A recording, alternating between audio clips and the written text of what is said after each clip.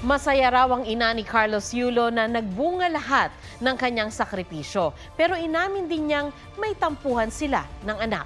Ang pinagmulan niyan, alamin sa aking report. Naging saksi ang pamilya ni Carlos Yulo sa bawat paglundag niya sa mga balakid para abutin ang kanyang pangarap.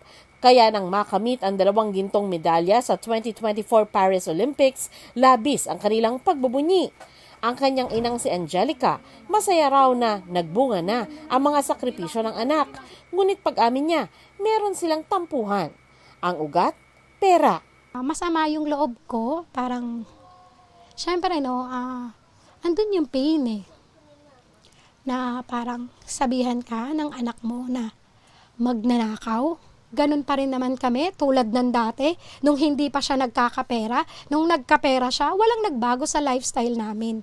Yung tungkol sa pera nga na ninakaw ko, nilustay, winaldas sa luho ko. Sinabi ko sa kanila na walang halong katotohanan lahat.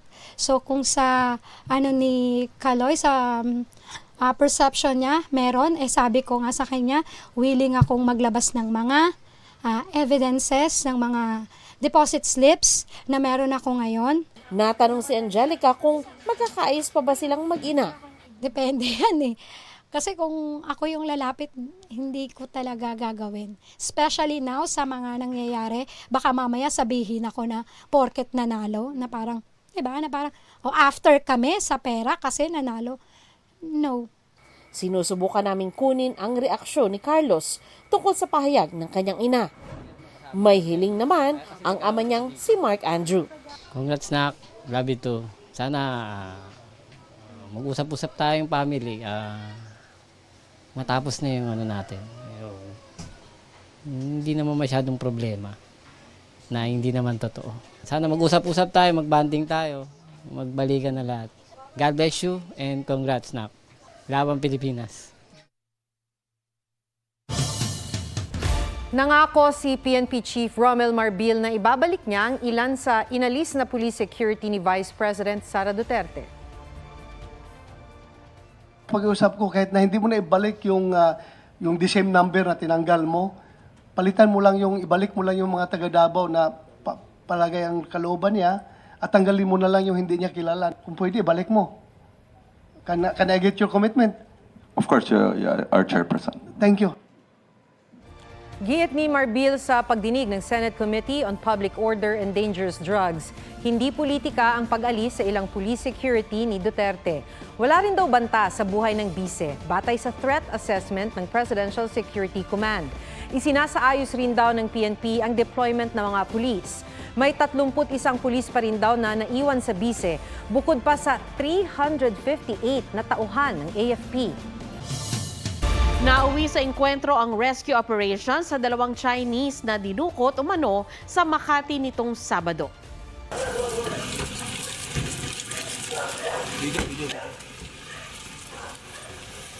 Sumugod ang mga taga-PNP Anti-Kidnapping Group sa isang bahay sa Angeles City sa Pampanga. Doon daw dinala ang 2 biktima, batay sa impormasyon mula sa Chinese Police Attaché. Nasagip ang 2 Chinese habang naaresto ang 2 suspect na Chinese nationals din. Nakuha sa kanila ang ilang baril, iba't ibang klase ng jungle knives at drug paraphernalia. Walang pahayag ang 2 suspect na nahaharap sa reklamong kidnapping, serious illegal detention at illegal possession of firearms. Nasawi naman sa engkwentro ang isang pulis habang sugatan ang isa pa.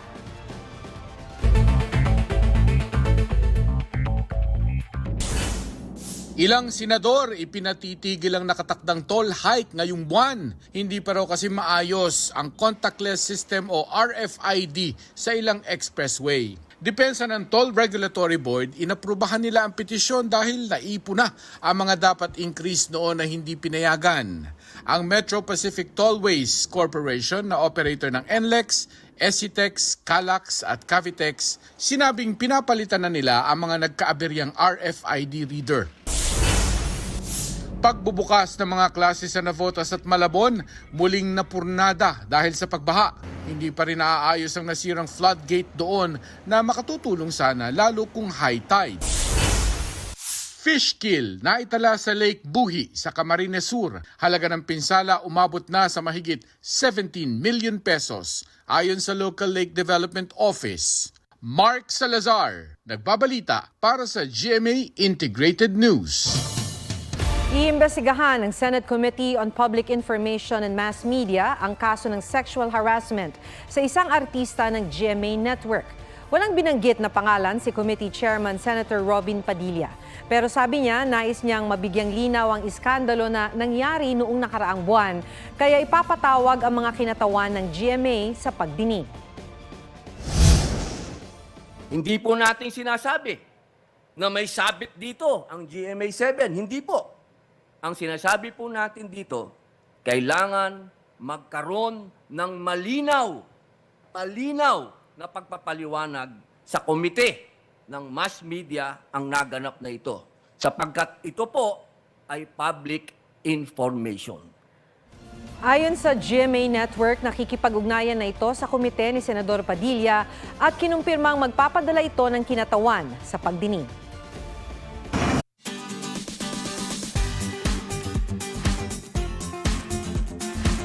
Ang pagkapanalo ni Carlos Yulo naka-inspire sa inner gymnast ng ilan nating kababayan. Ang Yulo effects sa ilang netizen pusuan sa report ni Oscar Oida. Arms extended, knees bent. Yan ang gymnastic landing na agad trending. Inspired by Pinoy gymnast Carlos Yulo's double gold. Pero ang netizens, tila naka-double dose sa Yulo Magic. Pag-gising pa lang ni Romar, do the landing na agad ang inatupag. Buong araw siyang naalog basta ma-achieve lang ang tamang lapag. Pati pagbaba ng motor. Aba, bigyan ng perfect score. Sa cafe naman na ito sa Rizal, nakapaglinis at dilig na, nakapaghatid pa ng aliw. Tumbling sabay landing, performance-based ang grading. Kung saan-saan na umabot itong landing pose ni Ju Marichu Magno. Akala mo'y nasa all-around artistic gymnastic, mula sa parallel bars hanggang sa pommel horse. Siya raw kasi ang ating susunod na pambato. Ayun lang, muntik pang maging kwento. Oscar Oida, nagbabalita para sa GMA Integrated News. Sa amin pong pagtatapos, nais naming batiin si Carlos Yulo para sa 2 gintong medalyang nakamit niya sa Paris Olympics. Congratulations! Proud kami sa iyo, Kaloy, at maging sa lahat ng atletang Pinoy na lumaban at lumalaban pa sa Paris Olympics. Huwag magpahuli sa mga balitang dapat ninyong malaman. Mag-subscribe sa GMA Integrated News sa YouTube. Sa mga kapuso abroad, subaybayan nyo kami sa GMA Pinoy TV at sa www.gmanews.tv.